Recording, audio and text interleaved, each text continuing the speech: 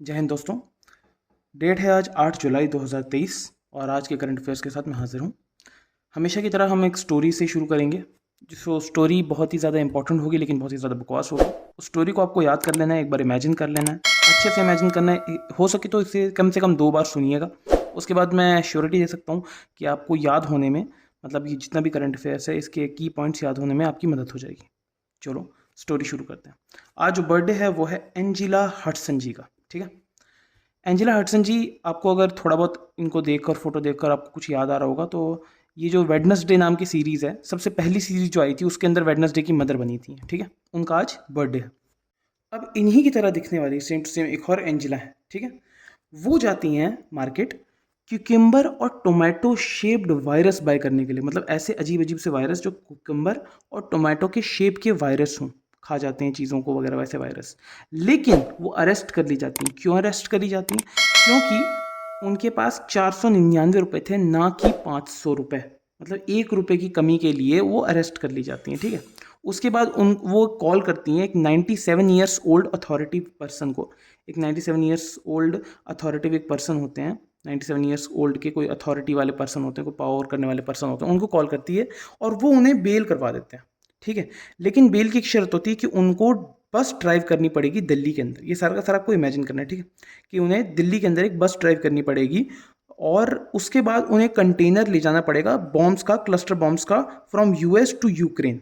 ठीक है, ये सारी की सारी एक जो कहानी है आपको याद करनी है। क्या कर, एंजेला जी क्यूकम्बर और टोमेटो शेप्ड के वायरस खरीदने के लिए गई, उन्हें वहाँ पे अरेस्ट कर लिया गया। 499 की जगह 500 रुपये थे, 500 रुपये नहीं थे उनके पास।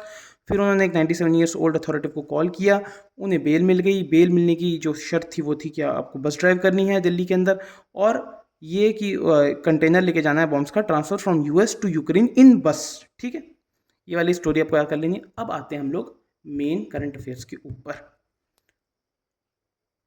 आपने भी सुना होगा कि टोमेटो के जो प्राइसेस है बहुत ज़्यादा बढ़ गए, मतलब 200-250 इतने जा रहे हैं टोमेटो के भी जो प्राइसेस हैं हमारे टमाटर के।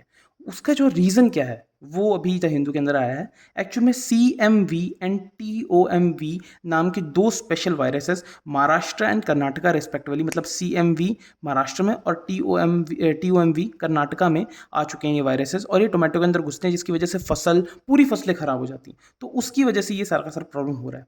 अब इसके जो फुल फॉर्म्स हैं वो हैं, CMV का है क्यूकिम्बर मोसाइक वायरस एंड टोमेटो का है, और ये TOMV का है टोमेटो मोसाइक वायरस। अब आप लोग सोच रहे होंगे कि यार क्यूकिम्बर वाला क्यों है वायरस इधर, हमारा तो टोमेटो से रिलेटेड होना चाहिए था।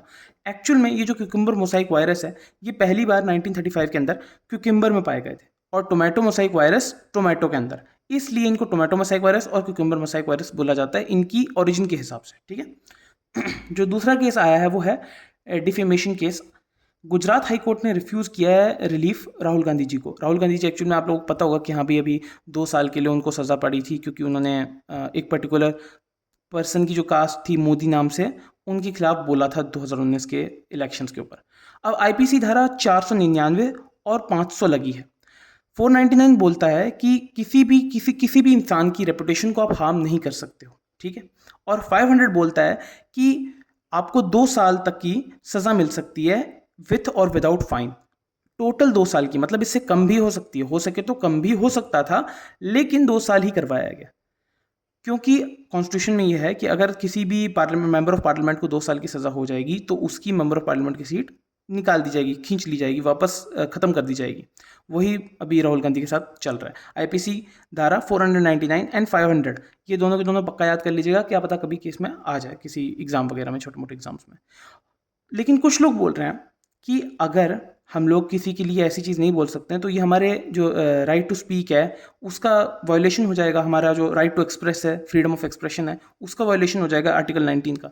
लेकिन आर्टिकल 19.2 के अंदर ये साफ साफ लिखा हुआ है कि contempt of court, defamation and incitement to an offence, ये तीनों की तीनों चीज़ें आप नहीं कर सकते। मतलब कंटेम्प्ट ऑफ कोर्ट, कोर्ट की बेइज्जती नहीं कर सकते। कोर्ट ने अगर कुछ बोला है तो उसको खिलाफ, उसको खराब वाले चीज़ में नहीं बोल सकते कि नहीं नहीं कोर्ट ने ऐसे कर दिया वैसे कर दिया, वो चीज़ नहीं बोल सकते।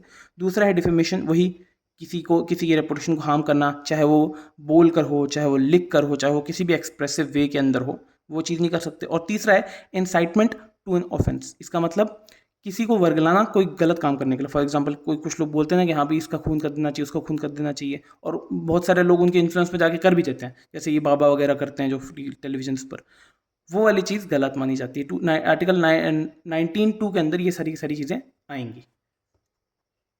तीसरी खबर जो आ रही है वो है TRAG के बारे में, the telecom regulatory authority of India. Actually में इन्होंने बोला है कि हम कुछ सिलेक्टिव जगहों पे बैन करने वाले हैं OTT प्लेटफॉर्म्स पे।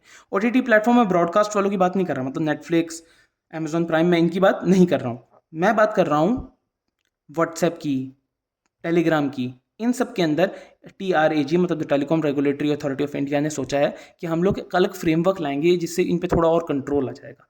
ये जो TRAG आया है, ये TRAG एक्ट 1997 से आया है, जिसके अंदर 5 मेंबर्स होते हैं, 2 नॉर्मल मेंबर्स होते हैं और 2 होते हैं part time members and 1 chairman. ठीक है। जो चौथी खबर आ रही है वो है दिल्ली से, Delhi to host test run for hydrogen fuel cell buses later this year. मतलब इस साल दिल्ली होस्ट करने वाला हाइड्रोजन फ्यूल बसेस की टेस्टिंग को। हाइड्रोजन फ्यूल बसेस आएंगी तो बहुत ज़्यादा फायदा हो जाएगा, पॉल्यूशन कंट्रोल पर बढ़ जाएगा। इनफैक्ट पिछले साल जर्मनी ने हाइड्रोजन पावर ट्रेन लॉन्च किया। हाइड्रोजन पावर ट्रेन मतलब हाइड्रोजन सेल से चलने वाली ट्रेन लॉन्च की है। ठीक है। अब देखो, आपको एक चीज़ समझनी पड़ेगी अभी आगे में कि green hydrogen, brown hydrogen, grey hydrogen और ब्लू हाइड्रोजन में क्या फ़र्क होता है। एक्चुअल में इनकी हाइड्रोजन जो प्रोडक्ट है उसमें कोई फ़र्क नहीं है, इनमें प्रोसेस के अंदर फ़र्क होता है। हाइड्रोजन जो बनता है, हम लोग जानते हैं कि हाँ भी ठीक है, हमारे पास H2O जो है, O को अलग कर दो और H को अलग कर दो, उसके अंदर हाइड्रोजन अलग अलग हो जाएगा। इलेक्ट्रिकल प्रोसेस से दोनों चीज़ें अलग हो सकती हैं।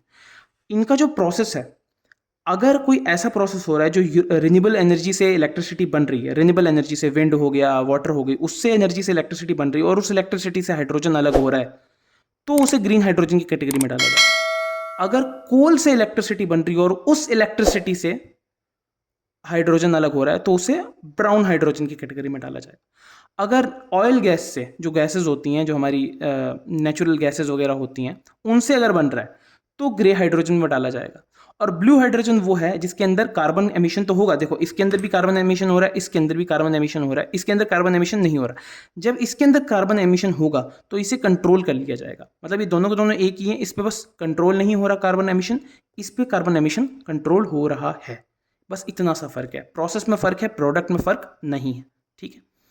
पांचवी जो इंपॉर्टेंट खबर वो है, यूएस ने क्लस्टर बॉम्ब्स सेंड किए हैं। कहां पर? यूक्रेन में, जो कि बहुत ब्रूटली प्रॉब्लम क्रिएट कर रहा है। यूएनओ भी बोल रहा है कि क्लस्टर बॉम्ब्स यूज करने की जरूरत नहीं है।